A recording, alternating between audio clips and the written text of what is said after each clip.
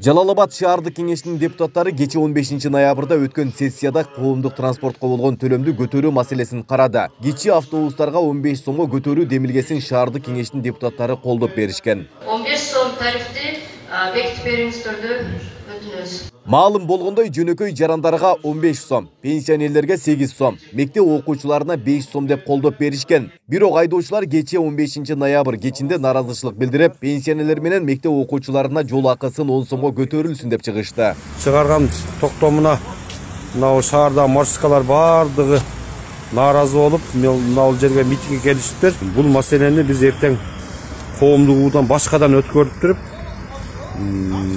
бүгүнкү чыгарган токтомубузга өзгөртүү киргизип бербесек болбойт. Айдоочулардын бул аракети өз учурунда тургундардын жана социалдык тармактын колдонуучуларын кыжырдануусун жаратты. Ансыз да кымбатчылыктан кыйналган калкка жол акынын көтөрүлүүсү түйшүк экени айтылды. А окуучулар менен пенсионерлерге да көтөрүлсүн деген талап ашыкча деген пикирди карманышат. Неберелерибиз бар, балдарыбыз бар, алыс жерлерге, шаарларга окуткандар бар.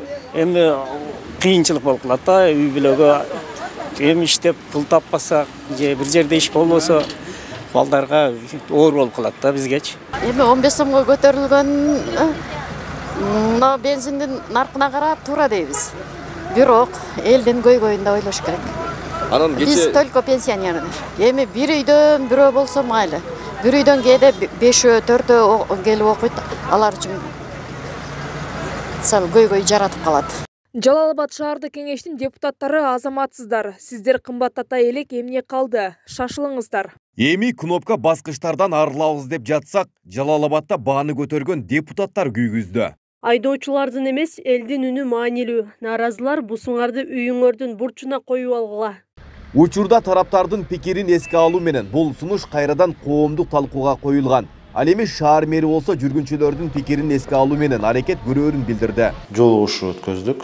Жол угушуда алар талапты коюп атышат, 5 сом эмес 10 сомго көтөрүп бергиле.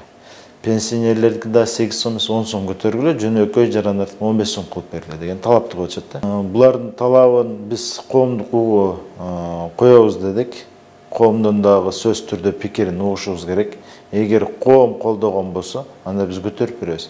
Эгер эл колдобосо, биз анда көтөрө албайбыз.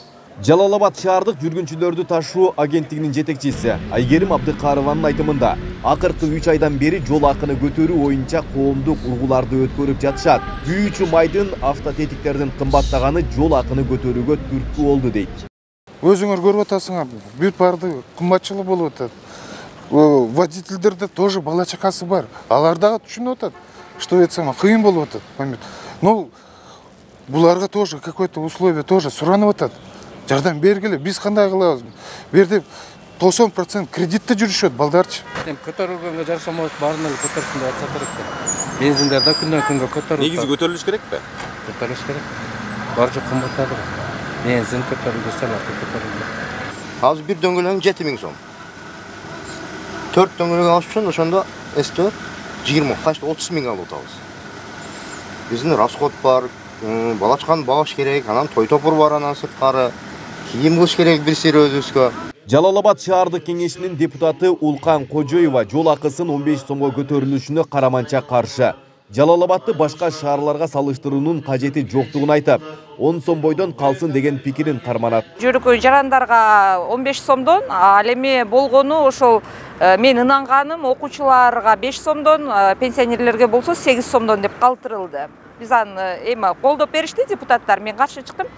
Бирок ошол эле учурда, ошол күндүн кечинде эле наразы тараптар чыгып, жок, окуучулар менен пенсионерлердин жол киресин 10 сомго көтөрүп бересиңер деген талапты коюп чыгышты. Бул акылга сыйбаган көрүнүш да. Мисалы бүгүнкү күндө мына Бакыйган Ош шаарында азыр жол кире көтөрүлүк, 10 сомдон бойдон келатат. Эми азыр экономикалык каатчылык. А депутаттар биз эмне үчүн шайландык? Ошол үмүт кылып шайлашты да акыры. Ушуга окшогон нерселердин көтөрүлүшүнө таптакыр каршымын. Мейли жалгыз болоюн, бирок каршымын. Жалал-Абад шаарындагы 12 каттамда 149дан ашык кичи автобус жүрөт. Аталган калада акыркы жолу жол акы 2014-жылы шаар ичинде 10 сомго көтөрүлгөн.